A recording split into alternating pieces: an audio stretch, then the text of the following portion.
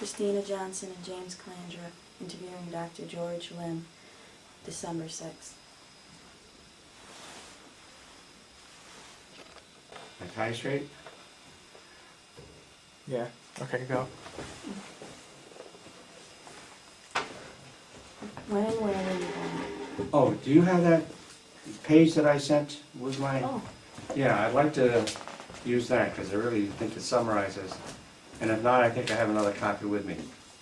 The one page that, article that had been in the Rome Sentinel. Oh yeah, that's in there.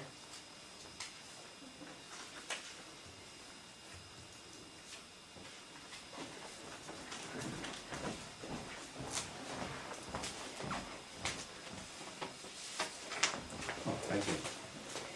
I couldn't find my copy this morning.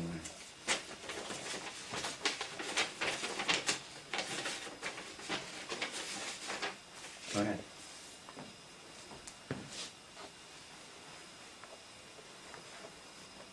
ready? Yes. Okay. When and where were you born? I was born in Brooklyn, New York on October 26, 1925, which makes me 76 years old now. What was your education before enlisting in the military? Okay, I lived in New York City. Brooklyn is part of New York City, as you know. And I attended public high schools in Brooklyn, junior high school in Brooklyn at Abraham Lincoln Junior High School. Went on to Franklin K. Lane High School. Graduated, I got out early. In those days you could accelerate. I was 15 years old when I graduated in 1941. So I started college before my 16th birthday at Brooklyn College. I was a liberal arts major. And then I somehow learned that that's not necessarily a good career to learn a job. So I transferred to City College of New York as an engineering student. And that by then it was 1942, going on 43, and then 43 I was at City College. And then I applied to get into I tried to get into the U.S. Army Air Force. There was no Air Corps. I tried to join the Army Air Corps, didn't pass the eye physical, 20/30 in one eye, 20/20 in the other. And so I waited a while and I tried to join the Navy. And so I later got in the Navy, and so my first military experience was as a Navy college student, engineering at Massachusetts Institute of Technology in Cambridge. But I tried to join, and I don't know, there's an aside, it's a little, I'm sure it's a little unusual. When I was a freshman at college in 1941-42, the Navy came to campus because the Japanese bombed Pearl Harbor December 7th, 1941. I was a freshman in college, and a month or two later, the Navy showed up on campus with a bunch of Navy officers and said, "We want you kids to consider becoming a Navy pilot. We're increasing the Navy training program for pilots. And if you want to become a pilot for the Navy, join the program to go to, I think it was Pensacola, Florida." And I was very interested because I always wanted to be an Army Air Corps pilot. So I stopped and asked the officer at the end of the interview, I said, "Can I get in?" He looked a little embarrassed and he said, You're Chinese." He said, "As of now, the only thing you can do in the Navy is be a mess boy. You can go to work in the kitchen. You can never be a commissioned officer. You cannot be a pilot." And I thought, gee, this is America. And I was disappointed, so I didn't apply. And he said, "We hope to change that. You know, there's a war on now, and people like you, we hope..." Well, it didn't take them long to change the policy, because by 1943, when I did get into the Navy, in December 43, as far as I know, I was one of the very first Chinese Americans to get into the Navy officer training program. And as far as I know, when I did graduate and got my commission, which was 1945, I met other Chinese American officers who had direct commissions because they were college graduates. But I believe, and I may be wrong, but I believe I'm the first Chinese American to go through the training as a midshipman and then commissioned. I'm proud of that, but I'm sure that's nowhere in the records. So, but that's my background before military. Hold on, I'm going to have to get something. Sure. I'm sorry.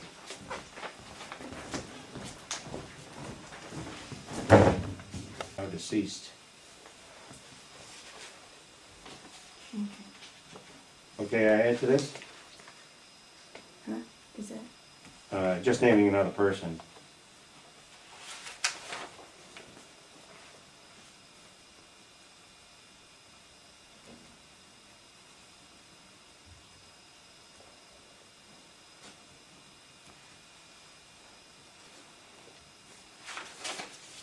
Okay. Were you upset about not being able to join the military after Pearl Harbor? Yes, because, well, I wasn't old enough. When Pearl Harbor happened, I was 16 years old. And you had to be 17 with parental consent to join. So my mother was already dead by then. My father was raising 3 children. And I remember asking him, I said, I'd like to join the Army Air Corps. And he didn't like the idea of my going off to war. I was the oldest son in a Chinese family, which is an important place to be. But he agreed. And on that basis, I went to take the Air Corps physical when I was 17 years old. And that day I was going through Manhattan to go to the place, and I got a speck in my eye on my way to the physical exam.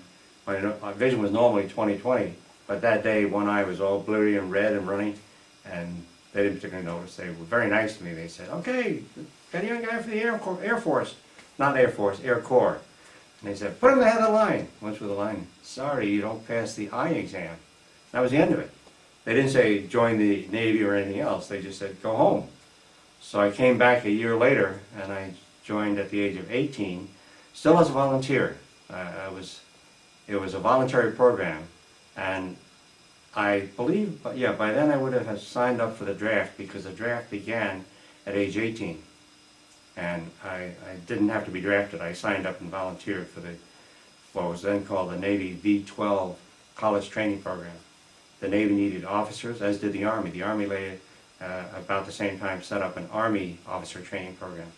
I joined the Navy, and their policy was that since I was already a civilian engineering student, that they would like me to go to school to become a Navy engineer. And that's how I got sent to MIT, Massachusetts Institute of Technology, which is one of the great engineering schools of the country and of the world. What branch of the military did you serve in? So I was in the Navy, and my first commission I was surprised when the commission came through as an aeronautical engineer. I had not yet graduated the full semesters. The Navy had a policy of giving you 8 undergraduate semesters. And then by the time I had 8 semesters, that was my 3rd college, I did not have a degree. So I was sent out to the fleet as an aeronautical engineer. Did you have any family that was involved in the war? All were at home. My younger brother got into the Navy. I believe he was an enlisted man. He did not get a commission, but they trained him as an engineering type enlisted man. Where were you trained? College training was at MIT in Cambridge, Massachusetts, and then the training to learn how to behave as an officer was midshipman, it's called, as the equivalent of a West Point cadet or a military cadet. And so for that I was sent to Cornell University in Ithaca, New York, and that was a total of 120 days.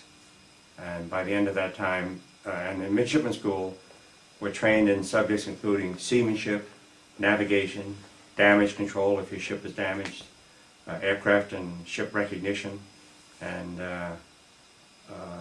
so when I graduated, that was July of 1945, I received a commission as an ensign. That's the Navy equivalent of a second lieutenant in the Army. Did you ever have to do something you weren't trained for?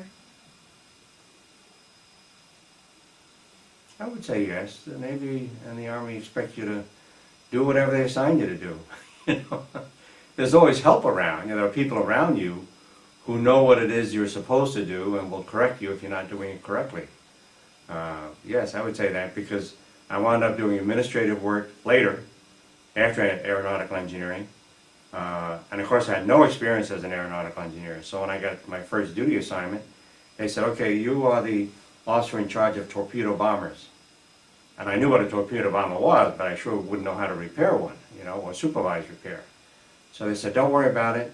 Your chief petty officer is very experienced. Listen to him, and he's an enlisted man, and I'm an officer. But he said, he'll show you what to do.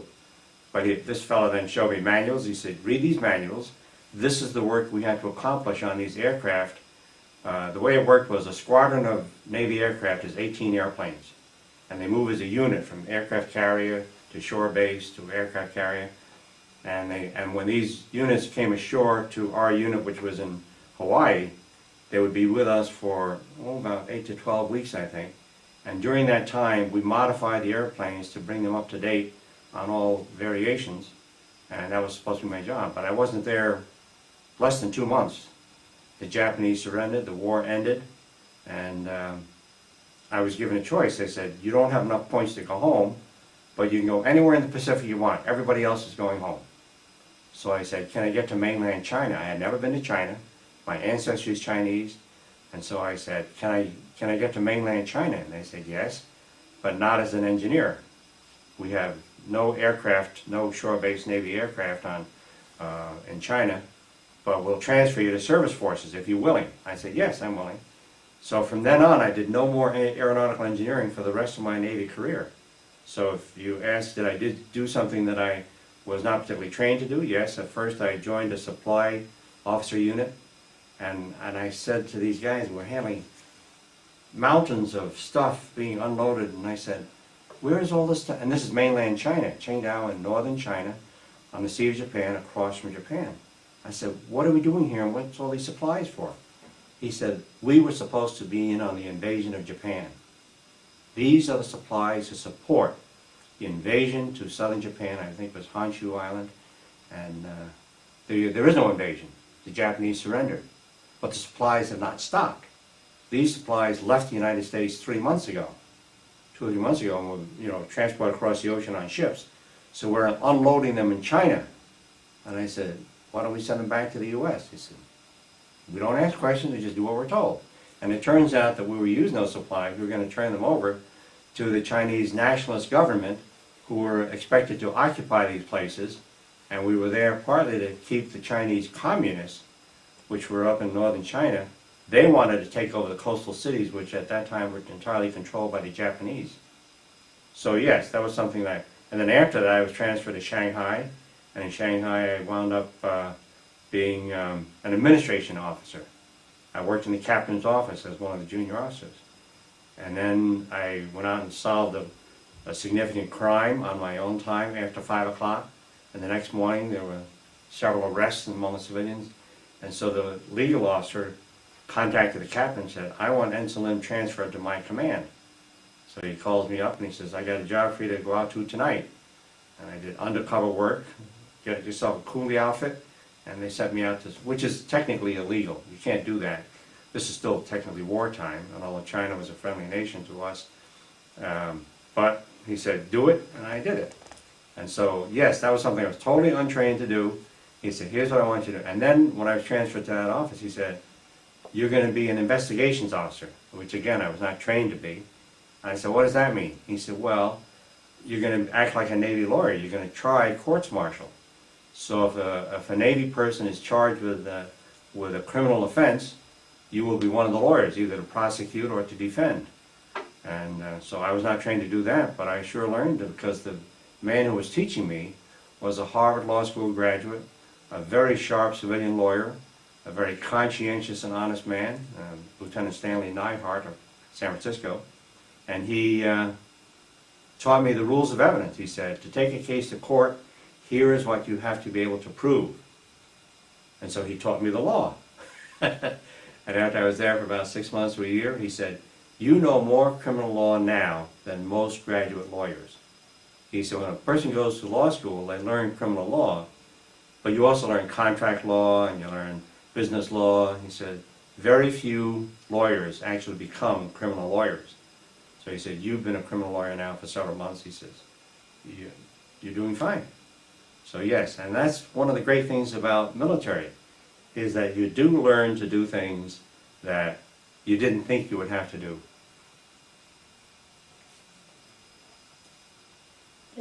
What is a coolie? A coolie is a Chinese laborer. I don't know where the word comes from. I read it somewhere. It's an old term. I don't know what its background is. C-O-O-L-I-E. And it's an unskilled worker. In our case, in Shanghai, these are the guys who would, put a big load on your back and carry it from one warehouse to another. And somebody said, move this stuff. So it's a common Chinese laborer, usually uneducated, probably illiterate, and who is working just because that's probably about the only skill level that he's qualified for. What was the incident you investigated in Shanghai? Oh, well, you got time to listen to this?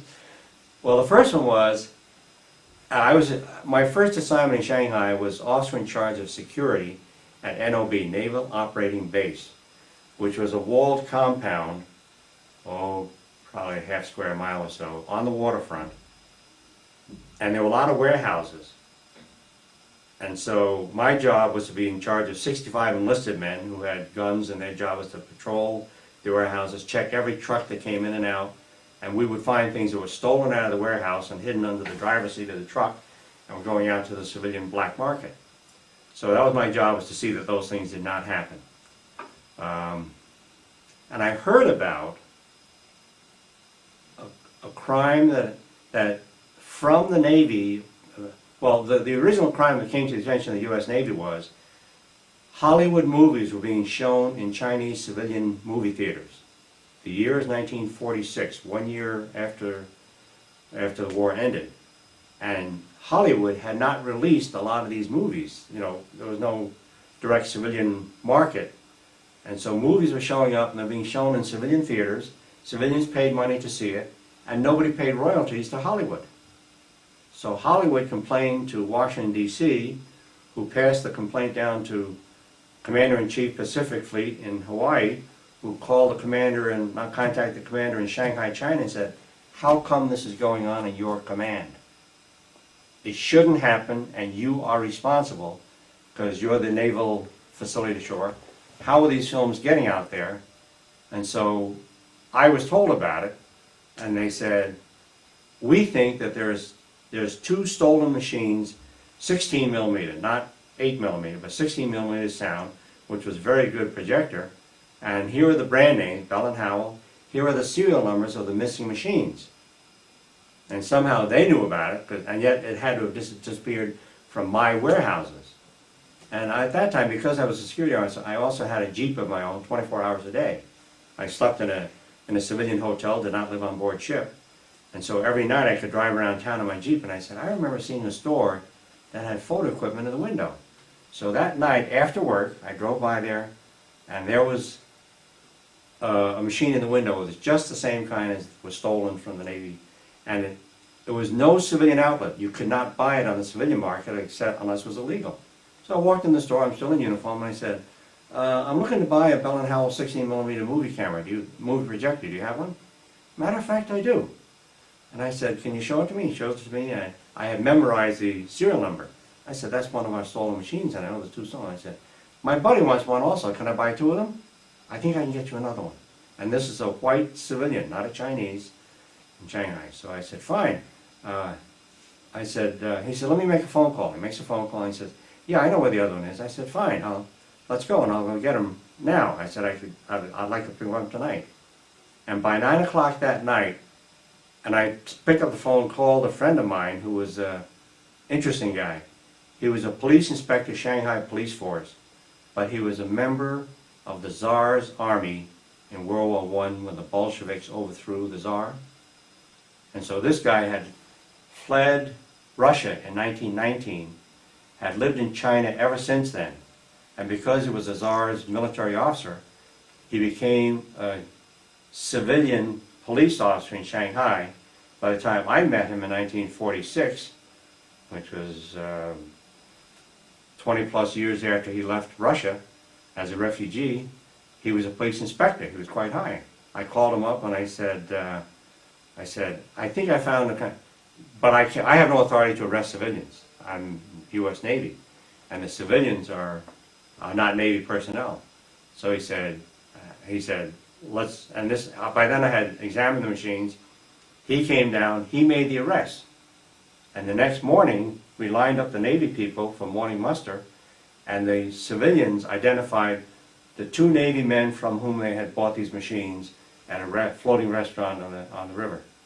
So by 10 o'clock, we had 2 or 3 Navy defendants, if you will, charged with a crime. And that's when the legal officer said to me, I would like you to be transferred to my legal department. He said, you did a good job, and what saved the command then was, the Navy headquarters in Shanghai said to the headquarters in Pacific Fleet and Washington and Hollywood, we have solved the crime, we got the machines back, we've made arrests, we know how the films got out, and we've stopped it. So it saved embarrassment for the Shanghai command. And that's what helped my career. I wound up in the legal office doing courts martial. What different theaters of the war did you serve in? Just the American theater and the Asiatic Pacific theater. Never to Europe. Did not get to Europe at all. What particular experience seemed to stand out in your memory? It was probably that episode, because after I became a legal officer, then he taught me how to try courts martial. And also the very next night, I believe, within a night or two, he said, there's something funny going on in town. And what happened was that I believe a Chinese civilian was killed at a bar in Shanghai. And they were blaming the Americans. So there's a lot of sentiment in town. This is the summer of 1946. Yankee, go home. And of course we were allies with the Chinese and fighting against the Japanese.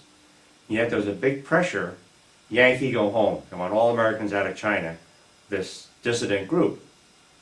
And in that climate, a Chinese civilian was killed in a fight at a bar in town. And the Yankee, go home outcry in the press and whatnot was increased. So my boss, Lieutenant Nyhart in the legal department, who I found out later was an intelligence officer also, he said, I want you to get a coolie outfit and go out there to the bar, the same bar where the Chinese was killed. And I said, what do you want me to do there? I don't speak the local dialect. I don't speak Shanghai Chinese. And he said, just observe and see what happens. I said, that's why I want you in a coolie outfit. You just sit outside the bar. You don't have to go in the bar, don't drink or anything. You're not Navy. And so as I say, technically that was illegal. So I did that, and I said, well, who protects me? He said, we'll just drop by every hour and see if you're okay. We'll have the shore patrol jeep, which is normal to go check the bars. And I said, what if I'm missing between your hourly trips? Oh, you won't be. You'll be okay. So anyway, I did that for a couple of nights, and we didn't apprehend anybody. But I brought him information that there seemed to be a practice of the Chinese civilian rickshaw coolies. Because I watched one U.S. Navy or merchant marine sailor get into a rickshaw and say to the rickshaw driver, because this was near the waterfront, he said, I want to go to my ship, and the ship's down on pier so-and-so. And the rickshaw coolie, instead of heading for the piers, made a U-turn and headed to the middle of town. And the last I heard of him, he was yelling at the driver and saying, hey, you're going the wrong way. My ship is the other way. And the coolie kept going. So I stayed sitting as a coolie outside the bar on the sidewalk of Shanghai. And about an hour or two later, the same guy is coming back, and he's muttering and cussing. And some of his buddies see him and say, hey, what happened?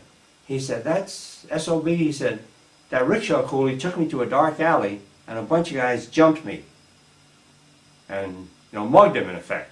And the rickshaw coolie was part of the mugging. So he said, I want to get some of our guys and go back to that alley and clean it up.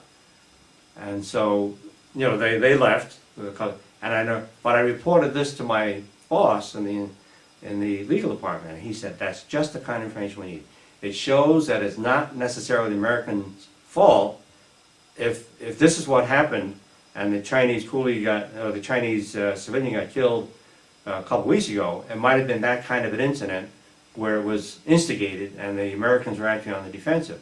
So he used that information, and I don't know how he used it, because the sentiment of Yankee go home continued, and as you know, that was 1946. In 1949, the Chinese communists took over the entire mainland. They got Chiang Kai-shek and the nationalist Kuomintang Party, vacated mainland China and went to Taiwan. And to this day, we have this policy of what should the American policy be for Taiwan versus Beijing. But the roots of that difference were in such incidents as happened to me in 1946. So I felt very useful. I felt that I really earned my keep. I did something nobody else could have done, because you couldn't get a white-faced Caucasian sitting outside this Chinese bar in Shanghai. So I felt that was one of my good accomplishments for the Navy.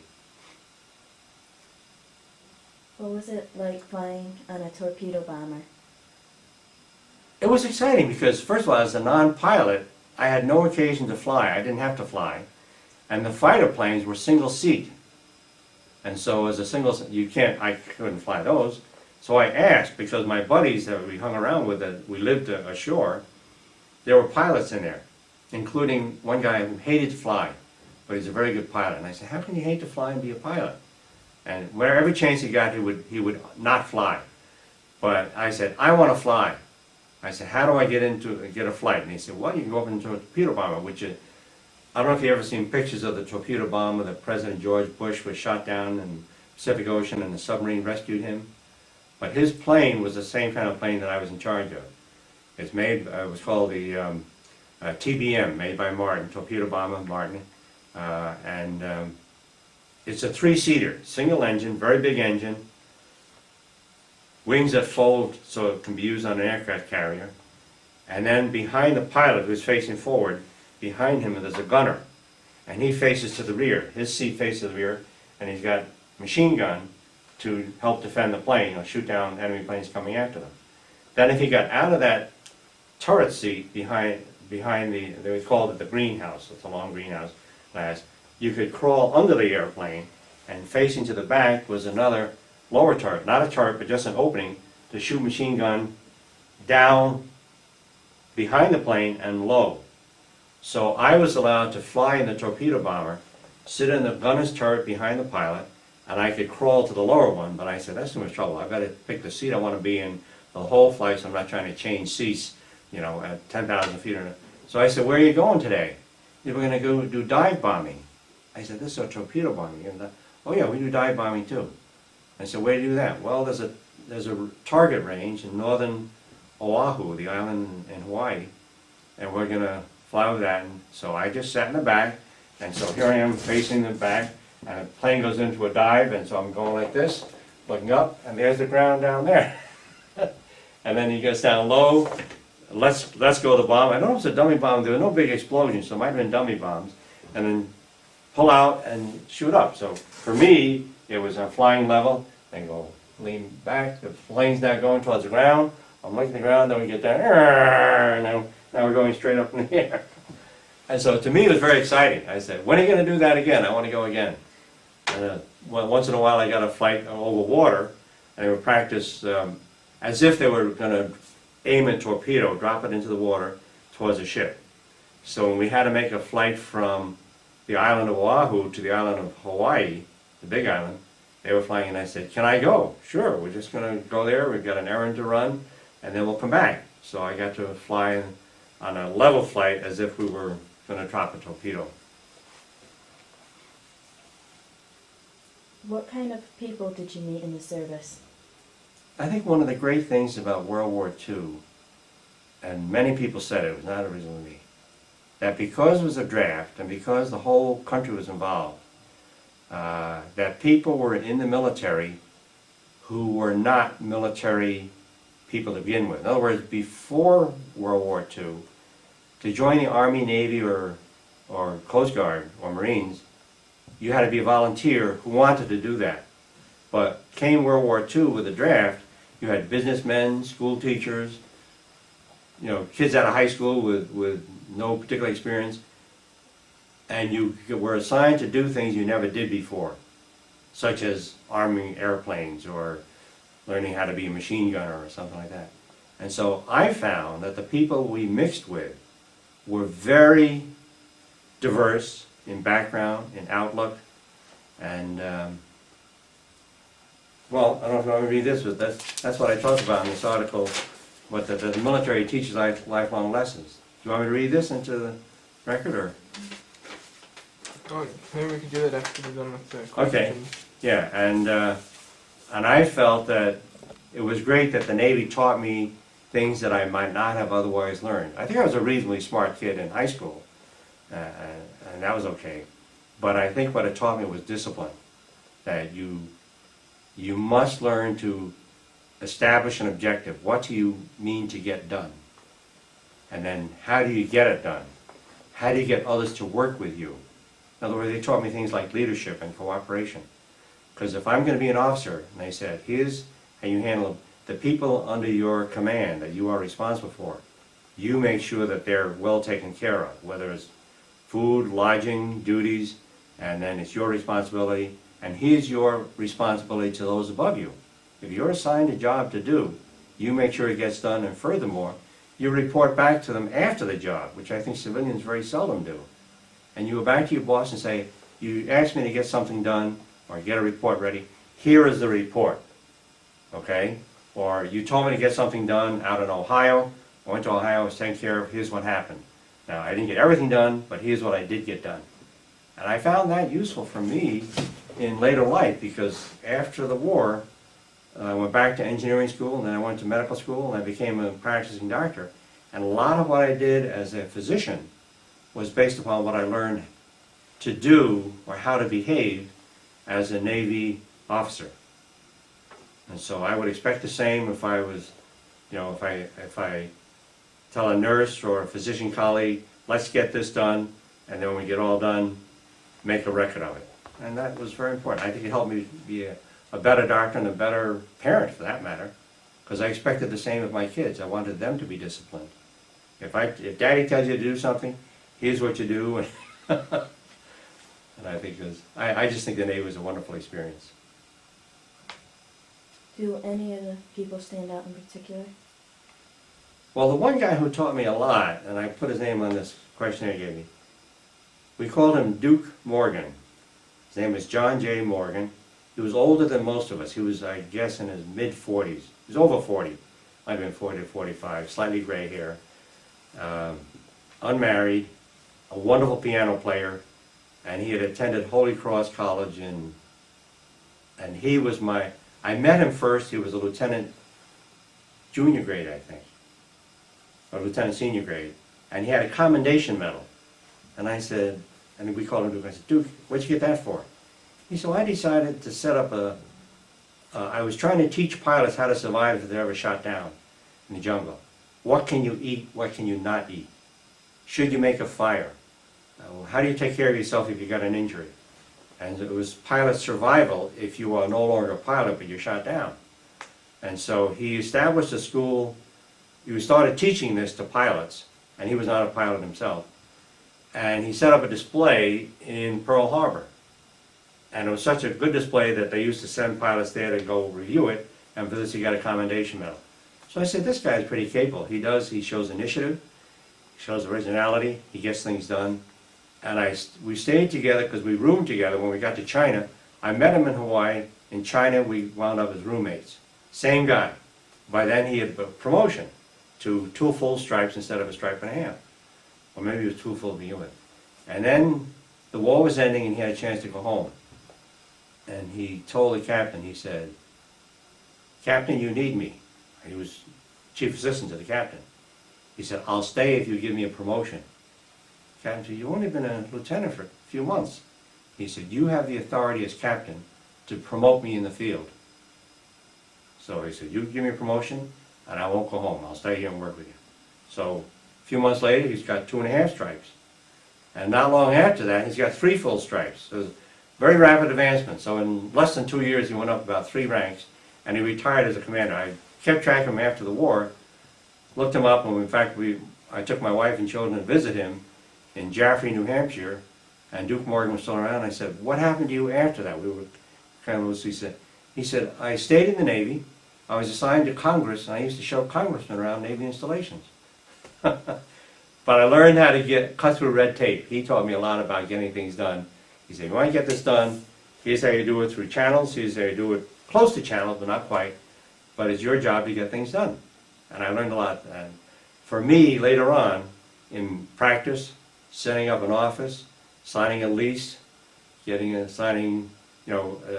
establishing pay scale for my employees, paying the telephone bill, I learned how to get things done administratively, and much of it I learned from Duke Morgan. What was it like in China after Japan surrendered? It was very interesting because when I got to China, Japan had just surrendered and it was full of Japanese troops in eastern China where I was.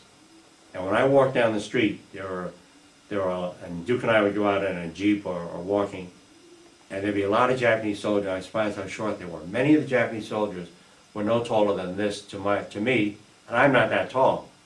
So even with shoes on, about 5'7" to 5'8", and the Japanese were this tall, and I said, and they were very, they would always bow and be very polite to you, and yet we were sending Japanese soldiers and civilians back to Japan, including many Japanese who had lived in China for many years. So that was my contact with the Japanese. I didn't have first-hand dealings with them. I didn't have to help with the paperwork of repatriation, but from an official point of view, we in the U.S. Navy and the U.S. Marine Corps were quote, repatriating the Japanese. And that was the reason, if you read the U.S. press, 1946-47, why did we still have American troops in China? The official reason was we're there to repatriate the Japanese. But then at night, when I was in Shanghai and Qingdao in northern China, I would hear cannon fire, artillery fire. The war was over. And I asked around, I said, why do I hear artillery fire? What's going on? And they said, this city is surrounded. We're surrounded by the Chinese communists who would like to come in here and get the U.S. Navy and the U.S. Marines out. So we are shooting, if necessary, to make sure the communists don't come into the city of Qingdao. And I said, is America aware of this? Oh, we don't publicize it to the press. But, so it was not even, so what I'm saying is, America was there not just for the Japanese, but for the communists and for the nationalists. And so when the nationalists arrived, when their troops were sent to Qingdao by U.S. Navy and Merchant Marine ships and unloaded in Qingdao, then gradually the Marines withdrew, and the Navy. Did you receive any commendations or medals? Just the usual area medals. I had no combat medals. I was never in combat, never bayoneted or shot an enemy soldier or sailor. So I had some commendations after World War II because I stayed in the Naval Reserve for several years, and then I joined the Army Reserve, and I brought with me 2 or 3 medals, which are for performance. They're not for military or combat valor.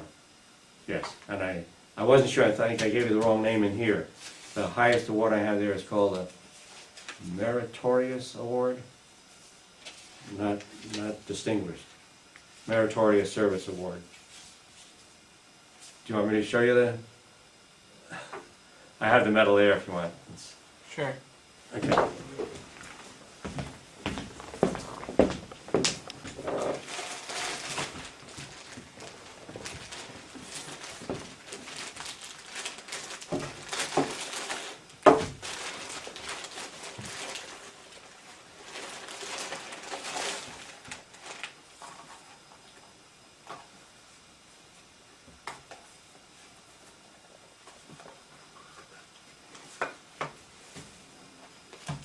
I think these 2 are my highest. This is the Meritorious Service Award, which the Army Reserve awarded to me, and I think they presented it to me at Fort Drum during a summer drill. This is not for combat valor, it's for doing a good job. I was a lieutenant colonel or colonel at the time. And then this is another one that's, I don't know what I got this one for. I don't know if it's for extended service or not, but this one, I have to even read the name on it. As you see by my uniform, I have about 7 or 8 ribbons. This is called Army Reserve Components Achievement. And I don't know what to do with qualify. That was sent to me. So, and that's it. I don't have a Purple Heart or. How'd you get promoted to Colonel? You get promoted? Yes, I usually promotions in the military, at least in those days in peacetime before World War II, is a very long time in service. You had to be a second lieutenant or ensign for several years, and then it would be relatively automatic. The Navy had annual reports. Every officer is rated by his superior officers. How's his performance? Does he show leadership? Does he show initiative? Can you trust him to get a job done? And that's how you would normally get promoted. In wartime, this happened at an accelerated pace because there was a need for senior officers also. And so my promotions, a couple of them were routine. Then I dropped out of the Navy, and I forget the exact years, from about 1964 or 5. And by then I was a civilian doctor with a practice in Rome, New York. And I stayed in the reserves for a short time, but I didn't go to drills regularly, and I did not go to 2 weeks annual drills. So the Navy, I got out of the Navy. They dropped me for, the letter said, I failed to show up for a physical exam. Next thing I know, I got discharge papers. Because I think at that time, in the 60s, which was after, between the Korean War and the Vietnam War, we didn't need that many. So I got out, and I wanted to get back in. I said, I like the reserves. And I had trouble getting back in the Navy, so a buddy of mine, Colonel Harper, who was a pathologist at Rome Hospital, and he was a former Army colonel. And he said to me, George, let's you and I join the Army Reserve. He said, they have a medical unit in Utica, and he said, I'm going to try to join the Army Reserve. You're a veteran. He said, you do the same. You're a doctor. So we both applied, and we both got in. And so I wound up, so I skipped several ranks. I left the Navy as a lieutenant junior grade, which is, the designation is O for officer. O1 is a second lieutenant or ensign. O2 is a first lieutenant. And so I left the Navy as an O2, or I don't think I ever made O3. But by the time I reapplied to the Army, I had years of experience as a doctor. I had experience as a Navy officer. And I entered the Army as an O5, a lieutenant colonel. So I skipped the ranks in between. I was never an O4. And I came in as an O5, and I got promoted to O6 as a full colonel. And that's what I retired as. And to do that, of course, I had to get good fitness reports. My performance had to be rated. And I did such extra things as volunteering for extra duty with the National Guard later. And then in the Army, I signed up and took Air War College, which is in Griffiths. I heard about the course and said, what is it? Well, you go to class 3 hours a week for a year. And they teach you extra subjects. And it's meant to help you get promoted to senior rank. That way you can get a promotion to lieutenant colonel or colonel and have the background to exercise command. So I said, where do I sign up? And I did that. Do you feel that being in the war changed you for better? Being? In the war? Oh, yes. As I say, I think that the war not only helped me to mature, but gave me a broader outlook, gave me a better appreciation of other people's objectives. What do they want to do? How can I help them get it done? And I just think it's a great maturing experience. I know many of us veterans, not just World War II, feel that the military is so beneficial that it's an experience that every young person should go through, and so there are very few countries for whom the draft is compulsory still. Israel, for example, is one, and I think they also draft women, but they have a different policy on what a woman can do in the Army versus the U.S. policy. But there are countries, and Switzerland's another one, and Switzerland, I think, feels, and I forget, in Switzerland, I think it's only 1 year of service, maybe it's 2, that it helps their defense because everybody who was over the age of 25 in Switzerland is probably a military veteran. And I'm sure that the reason why Switzerland's never been at war is probably because they have the Alps. Their border is not Afghanistan. But it helps for everybody to know that Switzerland, civilian population is fully trained as a military capability.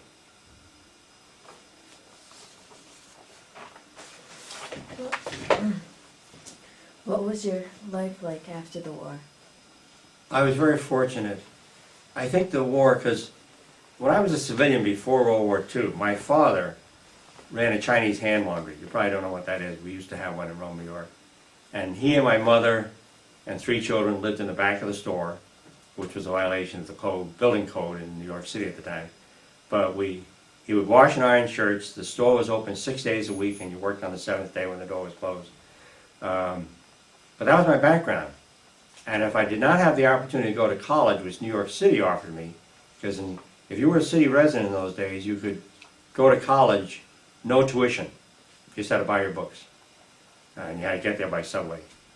But military service gave me the GI Bill, which was for every month of service, you're entitled to 1 month of schooling. So if you had 3 calendar years, 36 months of military, then you could get 36 months of civilian schooling, which is 4 years. You know, and so I felt guilty about that. I said, wait a minute, it's my duty to serve my country. Why should my country now have to give me money to go to school, pay, and then because the GI Bill, which was allowed you to go back to college, not only paid your tuition, but gave you living expenses. In my case, it was $75 a month you got a check to live on while you were a student at college. So I went back to MIT as an undergraduate still, and I had been an engineering student. I switched to general science because I wanted to go to medical school, and I got my master's degree at MIT. I got my master's in biology, and then got accepted to medical school during that year. And so directly from MIT in 1949, when I finished at MIT, got my master's, I started college within a month, or rather medical school.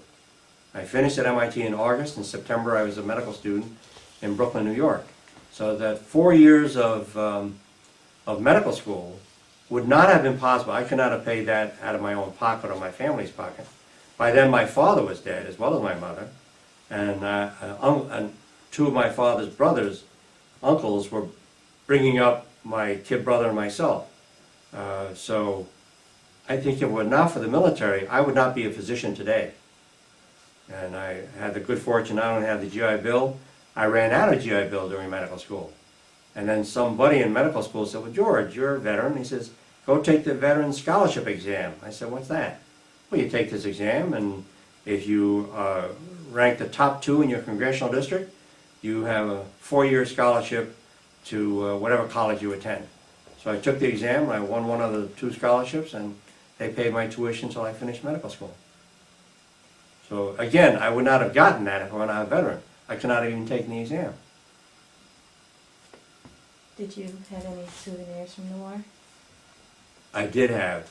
I don't know. I remember when I left China, I had in my luggage a Japanese sword, and I can't remember where I found it. I didn't steal it or take it away from a Japanese soldier, but I wound up with a sword which I packed in my duffel bag, was shipped, and by the time my clothing got to the United States, there was no sword in my luggage. Nothing else, no arms, and the rest was, and my uniforms, needless to say, I don't fit in them anymore. No big souvenirs. I bought, I guess, a few. I didn't even buy that many trinkets to stay home, because when I went shopping in the civilian market, you could buy Zippo lighters. You know what a Zippo lighter is? It's a little lighter that it's a very popular military lighter because it always works. And when I was in China, you could take your Zippo lighter to a guy on the street.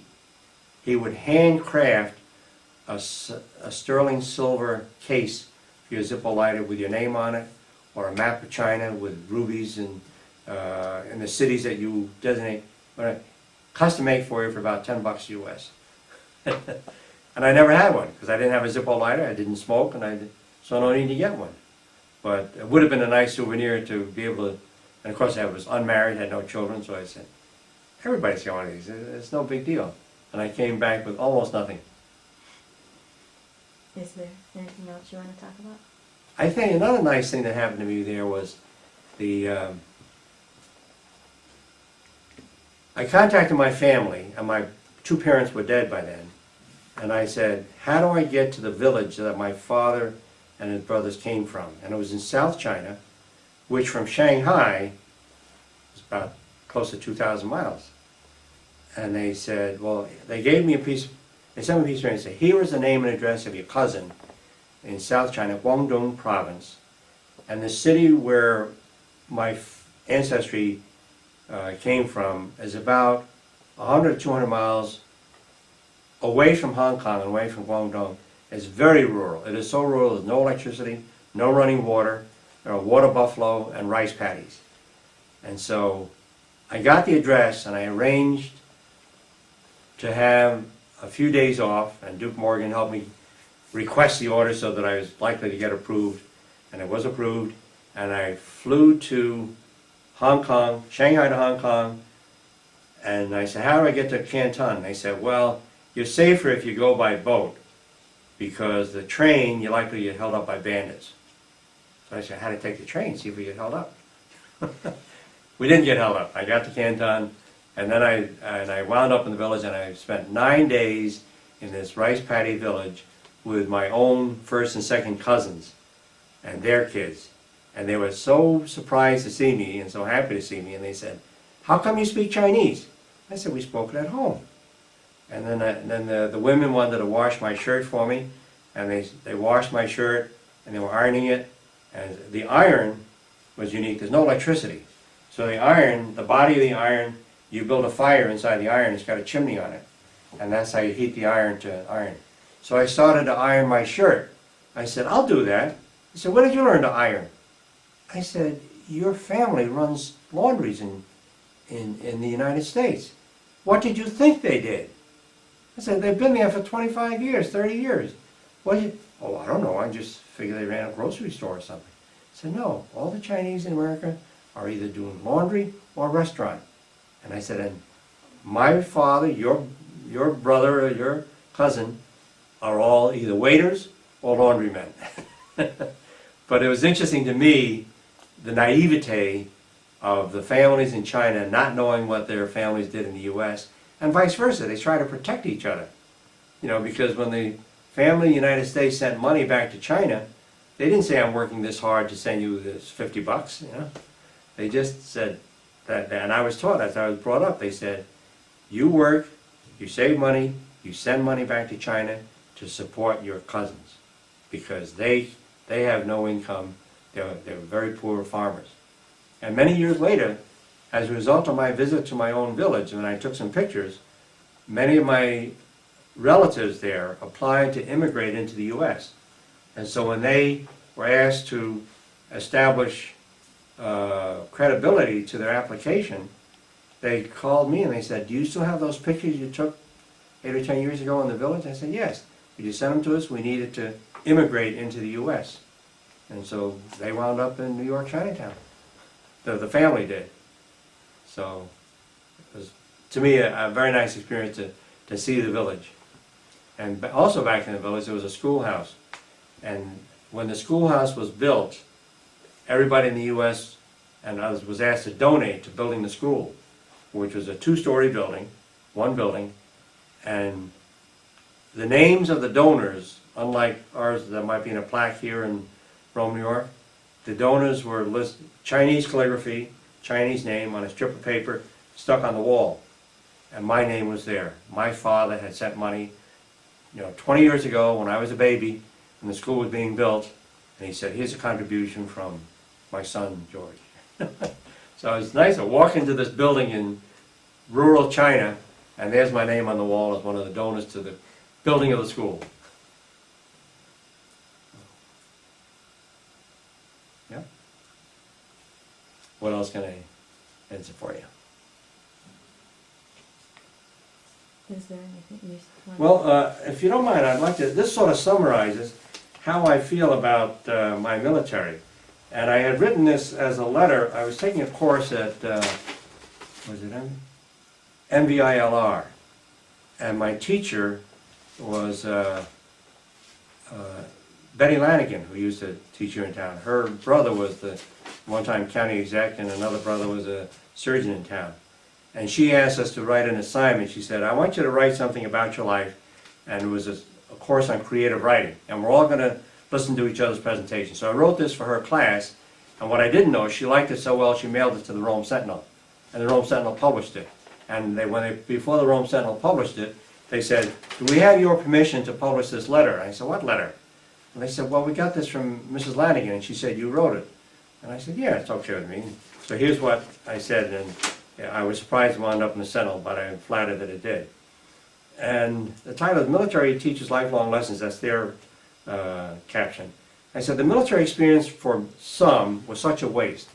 I met many people who said, I wish I gained nothing out of 2 or 3 years in the service. I didn't feel that way.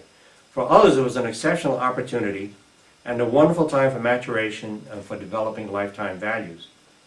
Having had the opportunity to graduate from high school at 15 and starting college before my 16th birthday, and being too young to volunteer right after Pearl Harbor Day, I was able to enroll in an Army ROTC program while in college, then later sent to MIT as a U.S. Navy engineering student. There was some military discipline with bugles for reveille and for lights out at night, but it was on completion of academic training and arrival at Cornell University for midshipman training that the Navy tried to make officers and leaders of green young men all within 120 days. There was not only training in seamanship, in navigation and other wartime skills, but there was conscious effort to teach us to obey orders. You can't give orders until you learn to take orders, and yet to be thinking young men prepared to act in emergency. I can remember being told that being on shipboard watch at night on what might be a dull, moonless night, there should never be an unanticipated emergency. You should have thought of the emergency before it happened. Thus, a cry of either man overboard, or fire in the engine room, or torpedo off the starboard bow should have been anticipated by you, and your response to that emergency should be something you had already anticipated and were prepared to cope with. And that worked for me years later. Many years later, after graduating from medical school, that was part of my mentality when I was the doctor on duty in the emergency room. The Navy not only put us through training, but through, quote, attitude adjustment. You learn to work as a team, to rely on others who in turn relied on you. Lying or cheating was not tolerated. Your wallet would never be stolen from under your pillow. The loss of your best buddy in combat would not render you unable to function. The mission still lay ahead, and you will perform. Grieving can come later when more important tasks have been completed. Even the concept of triage was addressed. If you must sort out battle casualties, you must bypass the fatally wounded, who might still be alive, even if still alive, so that you can care for the wounded who can be saved. Heartless? Perhaps, but it is realistic. I guess it ingrained in me a sense of discipline.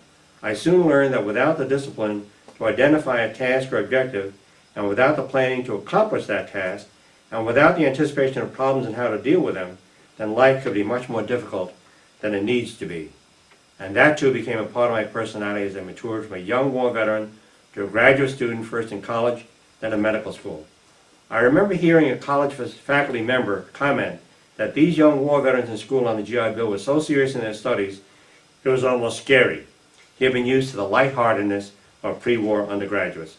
We were taught that once a task had been assigned to us, we were to report to our superiors upon completion of the task.